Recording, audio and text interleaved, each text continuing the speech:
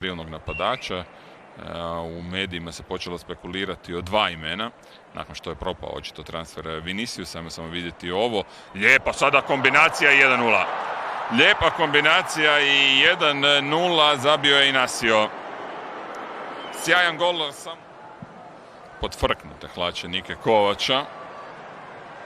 Klubska trenirka, malo prilagođena, ja bih rekao.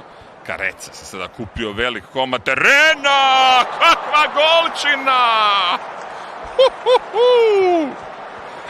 Kakva golčina Careca sa prošle sezone, ga u belgijskom prvenstvu nije htio gol. Evo proigravanja na Whitea, White na drugu vratnicu, Svensson, Colis, ne vidimo što može Colis ovdje napraviti, Colis, lijepo proigravanje, 2-1. 2-1 Vaneri.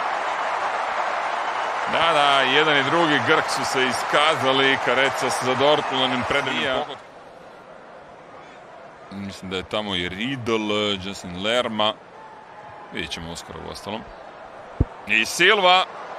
Ide li gol? Ide. 3-1, strijelac Gadu.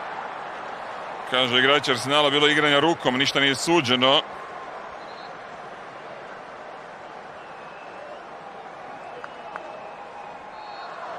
Pa da vidimo.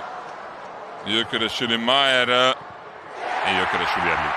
Mislim da je ovo da je Majer otišao u pravu stranu da ne bi uspio zaustaviti. I jak i vrlo precizan prizeman udarac za švedskog topnika, 69. minuta i rezultat je 3-2. Kakva utakmica, Nemirica, stvarno.